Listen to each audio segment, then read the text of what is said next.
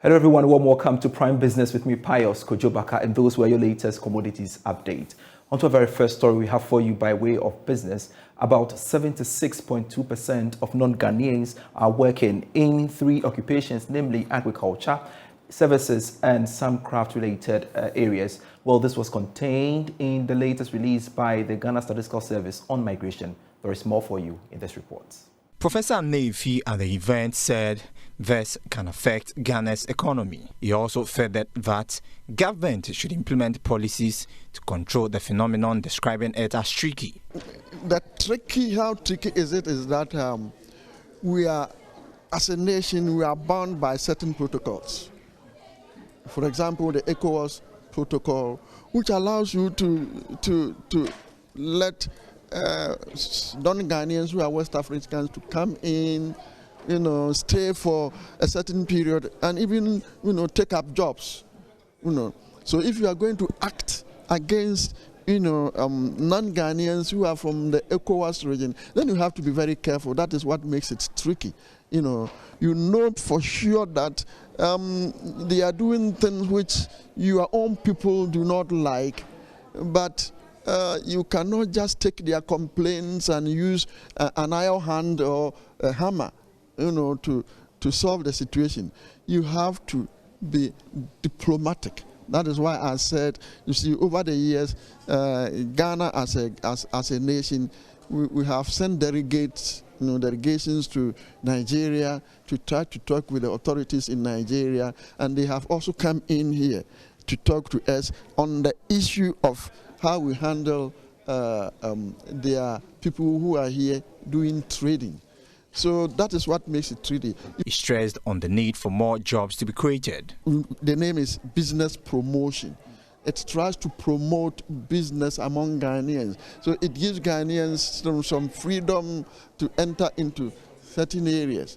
Meanwhile, those are the same areas where the non-Ghanaians are also going. Remember, a very large proportion of Ghanaians who are working are in the non-formal sector.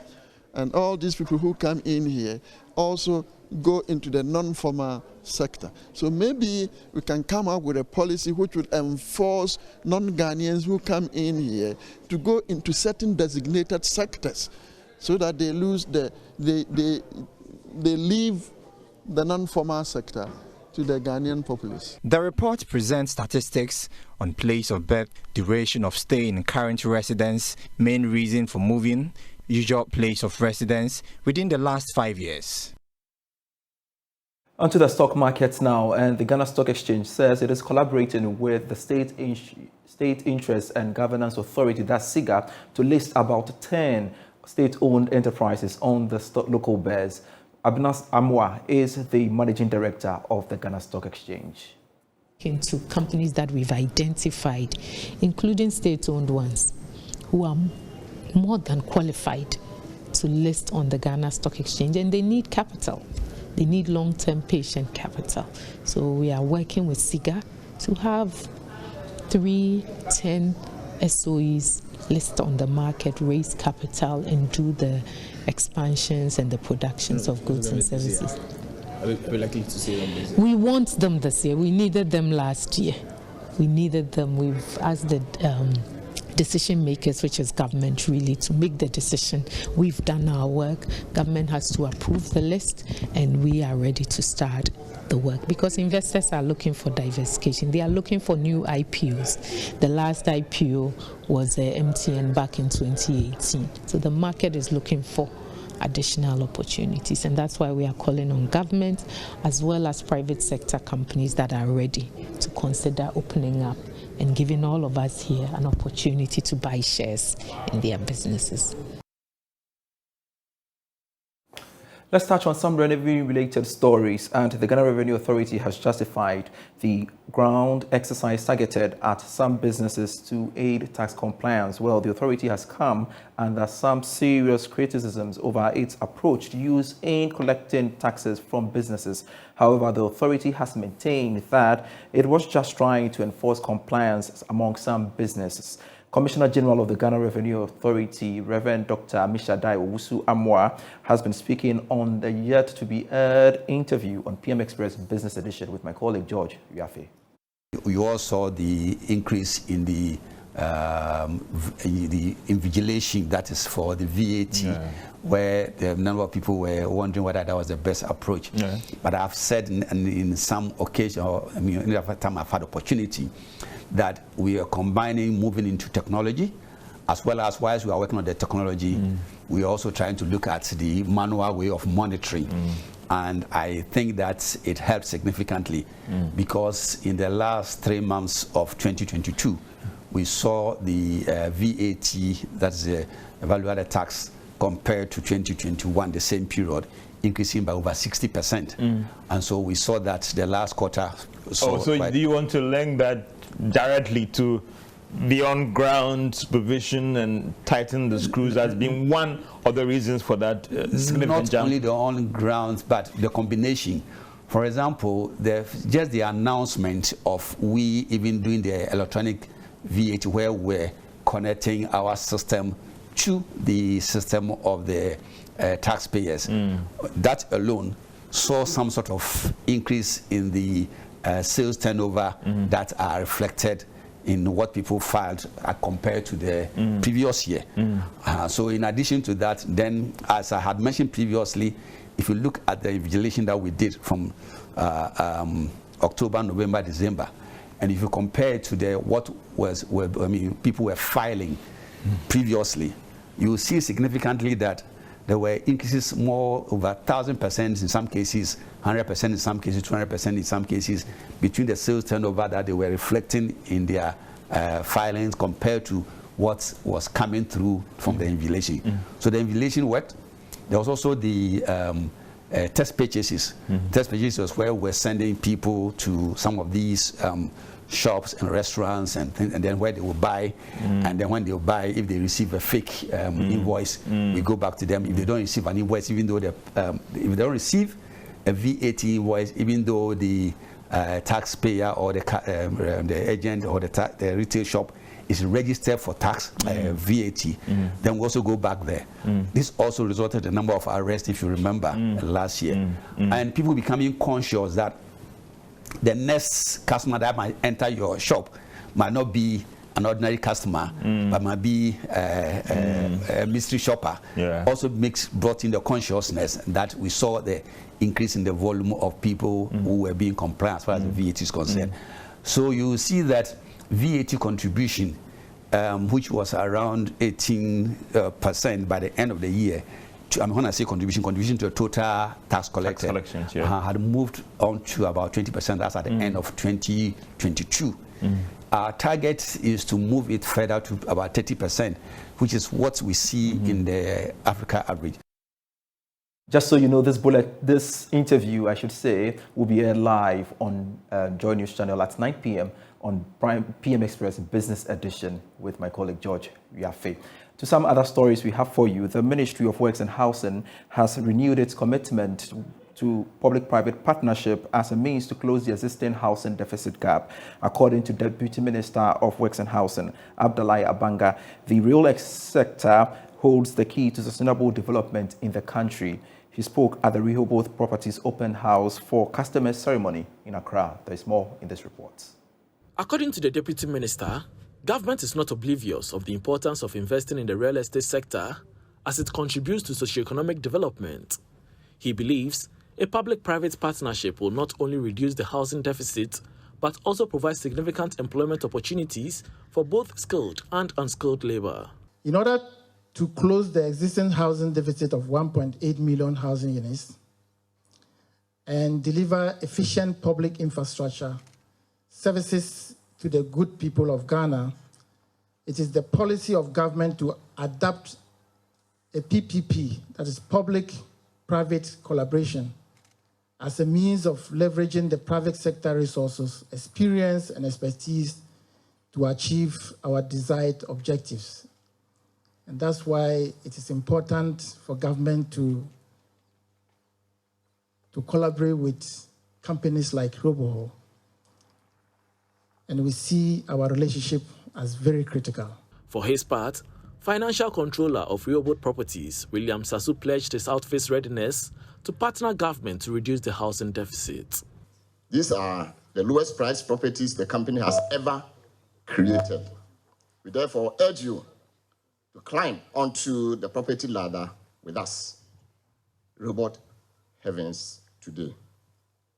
Be your own homeowner.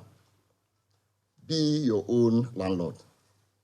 Be your own landlady. Invest in your future.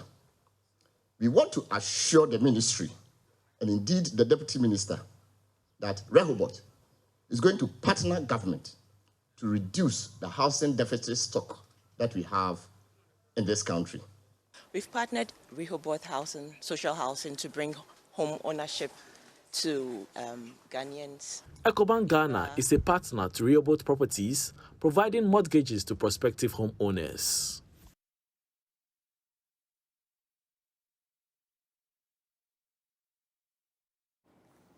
On to some other stories. Microfinance and Small Loan Center, that's MASLOC, says it has made significant progress with the retrieval of its loans disbursed to beneficiaries. Chief Executive of MASLOC, Abibata Mahama Zakaria, disclosed this after an engagement with her staff to mark International Women's Day. There is more in this report. First quarter of 2022, MASLOC indicated that out of about 204 million cedis disbursed, it was able to retrieve 90 million cedis, representing 45% of the amount. In an interview, the chief executive, Abibata Shani Mahama Zakaria, indicated that more than half of the debt has been retrieved so far. There has been progress, even though we can say that there is more room for improvements. With the disbursements that I did, upon assumption as CEO, there has been repayment on costs. There's no default on the disbursements that I've done, both on cash and then the vehicle hire purchase. And particularly with the vehicle hire purchase, the cars, there's 0% default rate on that. And I think that that is something good and encouraging that we are on course. So for now, we are just in the first quarter. So at the end of the day, when we put the data together, I'll be able to come out with a figure. But what I know is that there has been an improvement over last year. The MASLOC CEO engaged her female staff to mark this year's International Women's Day. Speaking on this year's theme, Embracing Equity, she urged women in the corporate environment not to feel disadvantaged at the workplace. I feel very sorry when people say, oh, she's a woman. So at the end of the day, these days, I'm very glad that people don't really think about whether you are a woman or what. They think about your capabilities and what you can do. So as staff at MASLOC, you should have it at the back of your mind that wherever you go, you are able to achieve, not just because you are a woman, but because you are capable. So let's have that confidence. Don't ever be disadvantaged or feel disadvantaged because you are a woman. The event featured a question and answer session between the MASLOC CEO and female staff of the institution. Now, the youth have been urged to read wide in order to equip themselves in their field of work. Speaking at an interaction by MTN Corporate Division and Women in HR or PR, Head of Corporate Affairs at MTN Ghana, Georgina Asari Fiagbenu, admonished the youth to capitalize on this digital age for personal growth. 8 is marked as International Women's Day. It is a global day to observe the social, economic, cultural, and political achievements of women. To commemorate the day, Women in PR Ghana organized a seminar for young PR professionals with MTN Corporate Division. Head of Corporate Communications at MTN, Georgina Asari Fiagbenu, advised the youth to take advantage of the internet for skills development. In this digital age, for young people, I would say you have the benefit of the internet to be able to learn, to grow your skills. Reading and writing, is something that everybody needs, and no matter your age, you have to learn to read and write. I think a lot of young people just like to chat and converse and look at videos and all that, but remember that in the corporate world, in the business world, you also need to be able to conceptualize, do analysis, and to be able to interpret information meaningfully and also build relationships. People should not just bury their heads in their phones and devices. They've got to come out of their phones, their shelves, and engage people, build relationships, because that is what is going to get them to be able to grow. The seminar for young PR professionals was aimed at giving the youth an opportunity to interact and network with seasoned women PR professionals. Founder of Women in PR, Faith Senam Oklu, encouraged the youth to serve and learn from experienced professionals to enable them grow. For any young person trying to look for a job, I think you need to upgrade yourself. You need to avail yourself to serve. I believe that in serving you would learn, in serving you have opportunities. And so if you avail yourself to learn from others who have been there, then you open up opportunities for you to also gain some of these opportunities that they have. Communications Coordinator for Barika Lebo Ghana, Laurentia Adam Nkrumah, described the seminar as a masterclass in helping the youth leverage digital tools to stay relevant in their field of work. This felt like a masterclass because this is not a discussion you hear of every day as far as public relations, innovation and digital is concerned. Today we got the opportunity to hear directly from the MTN team how they've leveraged on technology to impact their work as PR professionals. And yes, you are protecting the reputation of the organizations that we are representing, but at the end of the day, you're also building a brand for yourself. So how can you leverage on these digital tools that we currently have to ensure that you stay relevant? And this is the kind of conversations that we've had today. And I believe that it will go a long way to impact the next generation of PR professionals that we are going to bring up. Now, the Korean ambassador to Ghana has stated that Ghana remains the destination for Korean businesses to do business in Ghana. According to him, they will be taking advantage of the African Continental Free Trade Area Agreement to invest more in Ghana. He made this known when a delegation called on him in Accra. A delegation from the Importers and Exporters Association of Ghana paid a courtesy call on the ambassador of Korea, Lim Jang-taek, to foster a close partnership between the two institutions. This forms part of the association's plans to visit various embassies to foster a good working relationship with them. Speaking during the meeting, Korean ambassador to Ghana, Lim Jang-taek, called on investors to invest heavily in the Ghanaian economy. I hope the Korean companies coming over to Ghana, they have some interest in the Ghanaian market. Ghana is known to Korean people as a safe and stable place. So if they invest in African continent, Ghana will be good destination. Personally, I would like to promote, the Ghana and Ghanaian market to Korean business community. I also promote the Secretariat of AFCFTA. So if AFCFTA is going into full operation, I think it will give good opportunity to Korean businesses. They extend the market to other African countries. So in that sense, Ghana will be good destination for Korean companies to invest in.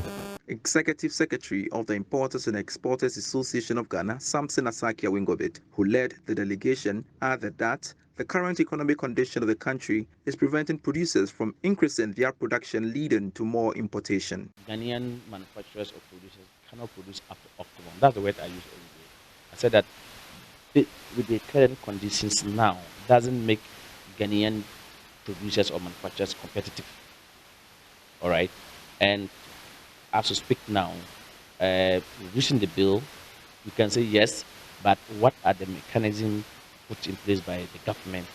Because I have experienced for the last 6 years, the president is in power. Budget has been allocated for the poultry producers, for instance, or even those who want to grow rice growers, but they come back complaining that they have no access to those facilities. Meanwhile, budget has been exhausted.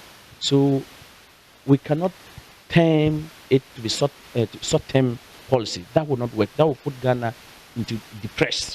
You understand? Depression, because at the end of the day, if there's no food, it's better there's food and you have no cash to buy than there will be you have cash and you can't find food. Let's go to the Ashanti region now, and AngloGold Ashanti has launched a community farming project to empower host communities. The initiative will be implemented in 20 communities across Obuasi Municipal and Obuasi East District. Anita Sewajukan has more. The 500,000 cedi investment will provide alternative and diversified livelihoods to enhance economic status in the Obuasi enclave. The project will facilitate the cultivation of 200 acres of maize by 100 farming households and facilitate the cultivation of 25 acres of vegetables for 50 female farmers. According to the Economic Development Superintendent of AngloGold, Daniel Arthur Bentum, the promotion of agriculture is a key investment area under the mine's 10-year social development plan. As part of our 10-year socio-economic development plan, the mine had put a lot of focus on how to diversify the local economy or contributing to diversifying the local economy. Together with our stakeholders in our 10 years SEDP, we put across some other interventions. Key on them was industrialization, enterprise and skill development, and most importantly, agri interventions. In this project, we are looking at targeting overall, as part of our SCDP, 500 vegetable farmers and 500 cereal farmers, making the total about 1,000 farmers within the 10-year period. The Obuasi Municipal Director of Agriculture, Raphael Atapepra, noted the initiative by AngloGold Ashanti will contribute to food security in the municipality. He commended AGA for the community farming support project. Well, we are not going to get any direct benefit, but we are very happy that we have gotten a stakeholder who is going to support our farmers to achieve the government's aim of achieving food security for the nation. But indirectly, though we are getting some support from the government, AGA2 is going to support us to carry out our extension activities with full support under the project. Amabio, a beneficiary, expressed gratitude to AngloGold Ashanti for the intervention.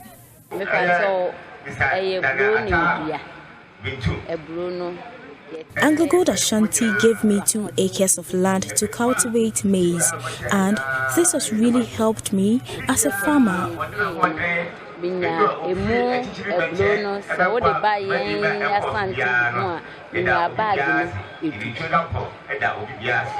For Joy News, Anita Sewa Ajugan reporting.